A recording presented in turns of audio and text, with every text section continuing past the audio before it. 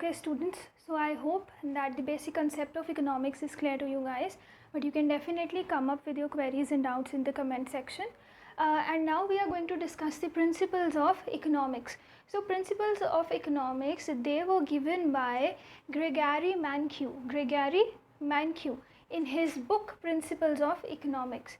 So Gregory Mankiw basically gave us 10 principles of economics. He gave us 10 principles of economics. These principles were stated in his book Principles of Economics, and it was published in the year 1997. Okay, now let's just discuss the principles of our economics.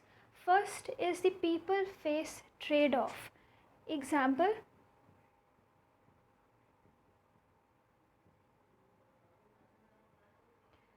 this particular principle means that we have to make choices. हमें इन दोनों के बीच में और other more than choice the choices we have, हमें हमेशा उन choices के बीच में कुछ choose करना पड़ता है, ठीक है. So we make trade offs, we choose between our choices. So this is what he meant by the people face trade off. Second, the cost of something is what you give up to get it.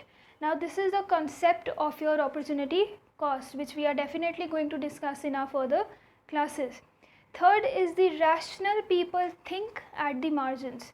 Now Gregory Mankiw, he said that rational people think at margins. Now what do we mean by this? We mean कि अगर मैं एक rational thinker हूँ, ठीक है, अगर मैं एक rational thinker हूँ, एक logical thinker हूँ, तो मैं ये नहीं करूँगी कि मैं अपनी प्रोडक्शन 100 से सीधा 5000 कर दूँगी. नो, बट मैं थोड़े मार्जिन्स पे चीज़ों को घटाना या चीज़ों को बढ़ाना चाहूँगी if I am a rational thinker. Next comes your trade can make everyone better off. So students, we all have discuss कि हमारे पास क्या है, हमारे पास लिमिटेड रिसोर्सेज हैं, ठीक है, लिमिटेड रिसोर्सेज है, एंड वो रिसोर्सेज भी डिफरेंट जोग्राफिकल एरियाज़ में डिस्ट्रीब्यूटेड रहते हैं, ठीक है, but that is also not equal distribution. वो भी कहीं पे अबंडेंट में है, कहीं पे बहुत ज़्यादा है और कहीं पे कम है. फॉर एग्जांपल, हम गल्फ़ से पेट्रोल को क्या करते हैं, इंपोर्ट करते हैं. So trade can make everyone better off. So in the principle of economics this was given and it meant कि अगर कंट्रीज़, अगर नेशंस आपस में ट्रेड करेंगे तो उनके जो पीपल हैं उनकी ज़्यादा डिमांड जो है वो फुलफ़िल हो पाएगी. Why? Because they will be having variety of choices and also the things which are having alternative uses. So trade से हमारी जो condition है वो बढ़ सकती है. अगर हमारे पास किसी चीज़ की कमी है, किसी resource की कमी है, we can import that.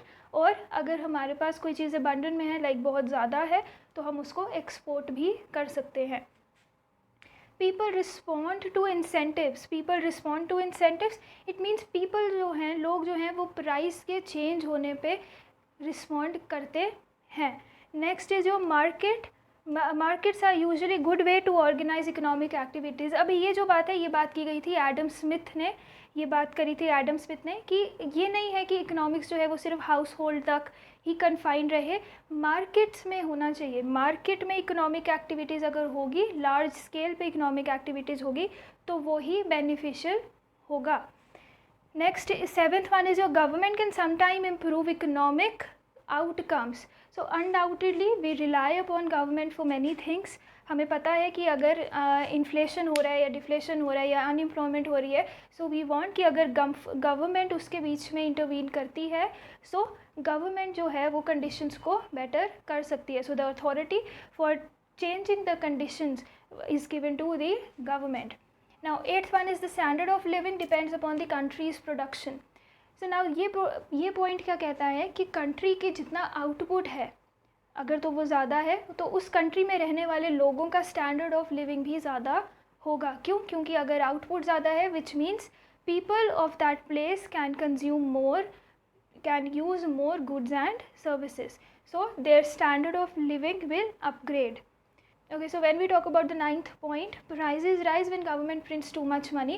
Now what do we mean by this? अगर government जो है वो ज़्यादा पैसे प्रिंट कर देती है, ठीक है, अगर गवर्नमेंट ज़्यादा पैसे प्रिंट कर देगी तो क्या होगा कि हमारी कैपेसिटी टू बाय थिंग्स जो है वो इंक्रीज़ हो जाएगी, हम ज़्यादा चीज़ें खरीद सकते हैं। But we know that resources limited हैं एंड इतनी प्रोडक्शन भी उस टाइम पे शायद से नहीं हुई हो। सो क्या होते हैं, जो प्रोड्यूस्ड प्रोडक्ट्स हैं उनके प्राइजेस को इंक्रीज़ कर दिया जाता है to come up to the balance in the economy. 10th one is your society faces short run trade off between inflation and unemployment. So see students, inflation क्या है, जब चीज़ों के प्राइजेस जो हैं वो एक्सट्रीमली बढ़ जाते हैं, ठीक है, इन्फ्लेशन हो गया, हमारे प्राइजेस जो हैं वो एकदम से हाइक कर जाते हैं, ठीक है। तो जब प्राइजेस कमोडिटीज़ के प्रोडक्ट्स के प्राइजेस बढ़ जाएंगे तो बीइंग अ प्रोड्यूसर मेरा आइडिया क्या होगा कि मैं ज़्यादा से ज़्यादा प्रोडक्शन करूँ, ठीक है। सो ज़्यादा से ज़्यादा प्रोडक्शन करने के लिए क्या होगा, मुझे ज़्यादा से ज़्यादा वर्कर्स चाहिए होंगे, ठीक है, which means I am going to generate employment for the society. But this is the case when we are but this is the case only for the short run, ये काम हमारा लॉन्ग रन में नहीं चलता, ठीक है। So overall students, in this particular lecture we have discussed the introduction of economics, basic concepts and principles. I hope these things are clear to you, and any doubt you have, any suggestion you have, any query you have, you can please you can drop a comment for that. So students, with this we are winding up our first topic of introduction of economics, its basic concepts and principles. These are few MCQs which can be extracted from our today's lecture below, and these are few MCQs which can be extracted from our today's lecture. So I would like you guys to revise whatever we have learned today and come up with any doubts you have. Thanks for watching, and I'll see you in my next video with another topic of your economics. Thank you.